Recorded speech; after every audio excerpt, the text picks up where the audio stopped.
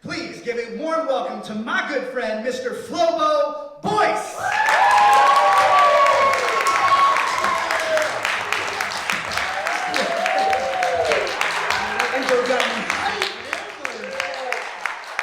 How y'all doing tonight, everybody? Everything good? I love it. Got the flowers out here. I missed the first date. What's going on? Got the Christmas things out here. That's pretty nice. If you're Jewish, my bad. If you celebrate Kwanzaa, my bad. Yeah, Kwanzaa! I don't know, she said Kwanzaa. So anyway, I'm a nerd. Anyone here a nerd like me? That's what I'm talking about.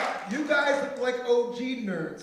I like OG nerds. I love you guys. Because you guys grew up in a time where it wasn't cool. You know what I'm saying? Like, nowadays, anyone can wear a t-shirt. Like, oh man, I have a Batman shirt because I'm a nerd.com. /me, bro, you know, it's my hoverboard, you know, but like, growing up, there was a time where it was a struggle, you know, I had my comic books thrown down the stairs, no one talked to me at lunch, had to give up my pet rock for adoption. It was tough, it was hard, man. I liked Rocky, he was cool. I feel like I'm a veteran of some sort of war, you know, people tell me like, I'm such a geek, you're like, oh, you don't know the struggle, man. I had guys pocketing their glasses, you know, trying to get like contacts early. 6 years old, like, I need them. Now it is, guys that are wearing glasses with no lenses in them, like it's cool. I know how many girls in my class still put their hands down during math and science classes. It makes you wonder how many scientists will be out there right now. And the reason why is because of bullies. That's the reason why you don't have so many scientists like that anymore.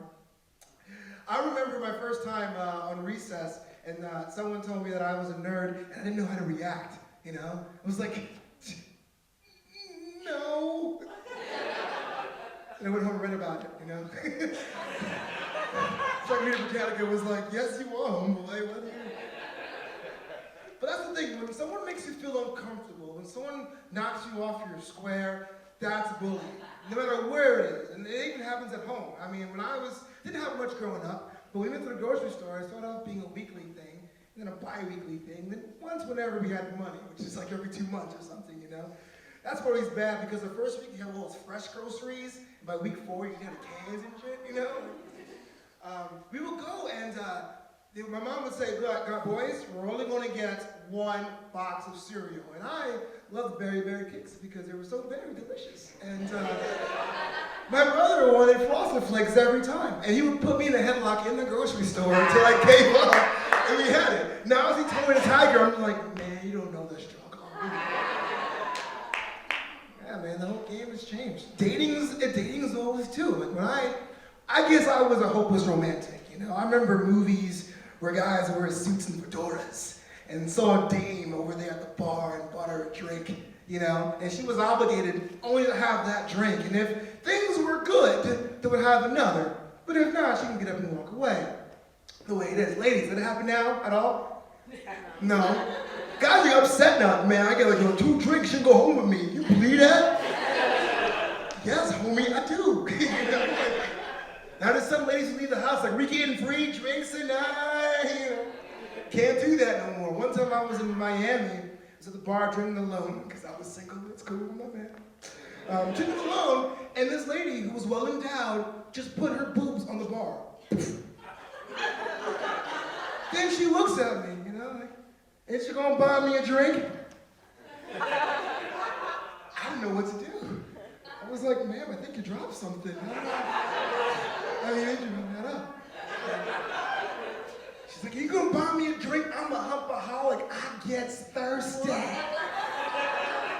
Now, I wish I can tell you. I was like, oh yeah, I told her something really cool and smooth, and I said I was a man. I stood up for myself. But I kind of ran out the bar because this girl was just, you know, buy me a drink. So that's the first time I ever stood up for myself by running away. That's how you do it, you know what I'm saying? Learned that from my dad. I grew up in a 3-story little house in Brooklyn. We had a basement, and my parents used to sleep in the same room. But as I got older, my dad moved to the room down the hall to downstairs, and then to the basement, you know what I mean? Like, he made the whole man, he walked away from that. He's like, you know what? I can't deal with this. I'm going downstairs, you know? Made his own little man cave, but my dad, he just went it one step too far. You know, he made it into like a sovereign nation unto himself, you know. Dadlandia, we would call it. And if I'm down here, ask your mother. That's what it is. All the beers we had was his. He's the guy that would tell me Capri Sun would rot my teeth, but he would crack open a Coors Light, no problem. That's my dad. Only air conditioning in the house was, we guessed it, downstairs in the basement. Remember one time, one real hot day, I was with my boys, I'm like, yo, let's go out in the basement, steal some of his air conditioning. You know how it is, right? Go downstairs, and my boys stop, and you're gonna love this. On the wall, there's a 2-by-3 foot photograph framed of him looking down at everybody, smiling like some benevolent dictator, like, my house, my rules, man. I knew then and there, man. That's all like psychological warfare right there, you know. But it happens to everybody, pushing people around, forcing themselves on you. My mom did Mary Kay Cosmetics. You guys familiar with Mary Kay Cosmetics? Yeah, it's a completely legal business. But how it works is that you have a friend, and they bring 2 friends, and they bring 2 friends, and you all have to sell cosmetics together, which is totally legal and in no way a pyramid scheme because laws, right? It's the most weirdest thing because my mom's out there hustling because they will dangle the pink Cadillac in front. You sell enough cosmetics, you can drive in a pink Cadillac. Hey, the American dream is having a pink Cadillac. My mom was buying goods and services, boxes are coming to the house, like, yo, Ma, where am I going to sleep? Who cares? We're going to get a pink Cadillac, you know? Many years, we even have a Christmas tree. We're throwing a Christmas present in the corner, like, poof, Christmas corner over there. Because our money went to buying these cosmetics. Because the thing is, every July, they go to Dallas, Texas, and other ladies from all over the world in their pink dresses sit down there and have a pep rally for cosmetics. And guess what who wins? A pink Cadillac, you know? It's the American dream. And they will call you up and they say, hey, you know, Ms. Boyce, you've been a little light on this month's product. You gotta ship over that cosmetics to get that Cadillac. Oh my gosh, when did cosmetics become the crap game? You know? Tell me what your famous homeboy is, what you do. Like, it's really, really messed up. A couple years later, I was turning 28 at a birthday party, had a whole dinner out, big celebration. A friend came by, I didn't see him in 2 years. He goes, hey man, let's get a drink. Give me a ticket. Went down to this bar in El Segundo, but it wasn't a bar, no. It was Organo Gold Coffee, which is like Mary Kay, but for coffee. I was so offended, my accent changed. I was like, how dare you, good sir? How dare you? How dare you? You can get a free Mercedes. Oh, really, Mercedes? Oh, no. Why not? Look pretty cool, Yeah, bullying. I was always bullied. Thing is, I was born a fat kid, man. Like, when I came out the womb, I had a hot dog in my hand. Love Mom, with a relish. Oh, thank you. Love hot dogs, days. And the kids, when you're heavy set, they don't let you forget shit. Kids are mean. Adults can smile at you and be like, you look good in that. What the hell is you wearing? I'm surprised, man. But kids be like, you fat. Like, that's what they do. They're mean. And growing up, you heard everything. You heard every insult under the sun. Fat ass, like chub of love, tub of butter, all that kind of stuff. But the worst one I hated, the worst insult to me was that taunt. That, what are you gonna do, man? Sit on me? Because back in the days before people dropped mics, that was the drop mic joke. You couldn't say anything about that. It was like, oh, I guess not. But one day I was playing handball, I ran into somebody, had a big argument, and I said, hey man, I didn't mean to hit you or anything like that. And he goes, all right, whatever, fatso, what you gonna do, sit on me? And I had a moment of, you know what? I'm gonna sit on this guy, right? But he didn't stop there. It was like, come here. I sat on him, got his friend, I'm sitting with him too. I'm pulling people off the slides and swings. Come here. Sitting on everybody. It's like, you. It was over. Everyone gets sitting on, yeah. Teacher shows up, it was like a kung fu flick. I'm in the middle and his bodies are all around.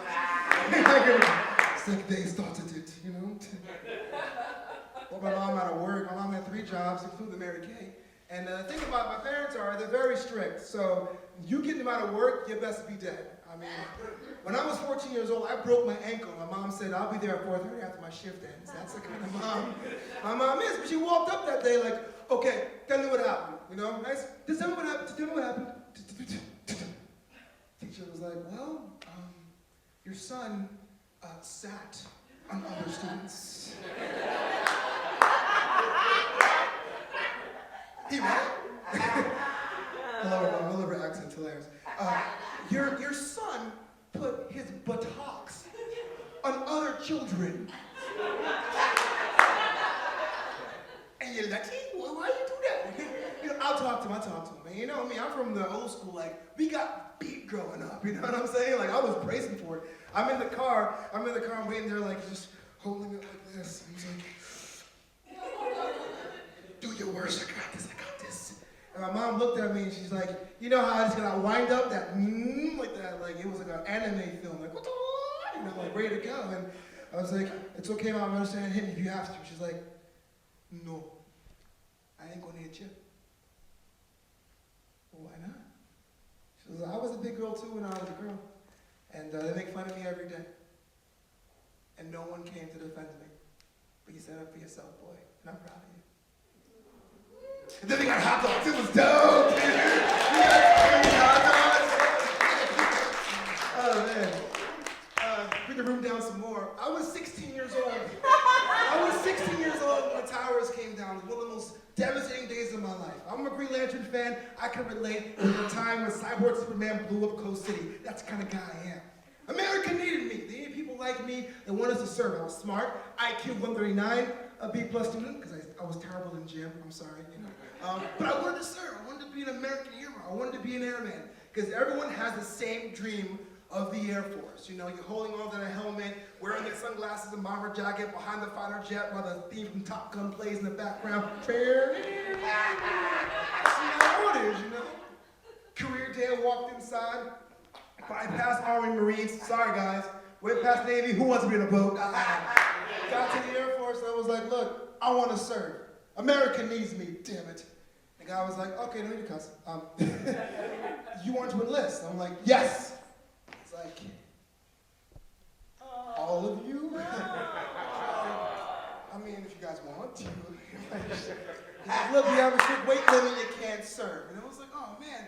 I got really upset. I'm like, the Army told me no? Do you know how sad it is to have Uncle Sam be like, no thanks. I mean, you let Forrest Gump in. I mean, what the... Here's what they should have done. What they should have done is find everyone over 300 pounds, get them together in a unit, call them the 69th Little Debbie Brigade, right? Fly them over the Middle East, call them the sit-ons, and have them sit on every single terrorist in every single cell. I give up. It's crazy, but then I realized how much my life would have changed if I would have served. And I kept that in the back of my head, and I was 24, I wanted to change. I joined one of those all-night gyms, because I didn't want to have any excuses, because you know we always make excuses for the gym. Like, I'm tired today, I go tomorrow. Well, I can't go today, it's Thursday. Now Yuli Deuce come in like, I'm paying way too much to not go to this bitch. Yeah, I worked at it, and I started eating well. I went to Subway 6 times a week. That's a true story. I mean, Subway Club, 6 days a week. I used to call myself the Black Jared Fogle, but that has a different connotation. I just really like saying what you see. I worked at it, and I lost 150 pounds altogether. That's like taking an adult woman and being like, a guy! One of the greatest days in my life. I went back home to New York, and we went to a place called the Spumoni Gardens, which is an Italian place people don't talk about, but it's amazing. If you go out there, you gotta go to Spumoni Gardens. And a couple of my friends from high school were hanging out, and they're like, oh, Vina, looking pretty good, man. What about your ice cream cone? And the thing about when you work out is that you start doing that weird math in your head and shit, like, man, if I had that ice cream cone, that's 300 calories, that's 2 my miles, I can't do the 2 miles like this, I'm gonna squat. Is it worth it? No, cheat day, no, cheat day. Okay, no, I'm good. You know what I'm saying? Like, that's just the way it is. But I'm like, oh, no, please don't give me that ice cream cone. No, you deserve it. I'm gonna get that ice cream cone. I'm like, holy shit, what am I gonna do? You know, because I'm the kind of guy, I'm nice. I don't want to make a fuss. You probably have this ice cream cone and then like run it off later while crying about it and I'm giving in. But I said, no, I'm not gonna do that. Came back with the ice cream cone and was like this. Go ahead, man. Moment of truth. Oh, shit, you know. I'm looking at it, I was like, no, I can't do this. But it's kind of tasty. I mean, it is Rocky Road and it is Spumoni. No, wait. And I had this moment of zen. It was just like this, everything went in slow motion. It was like, no! It looked like someone stabbed Mr. Softy. There was ice cream everywhere. I was like, I don't want it. And my man was like,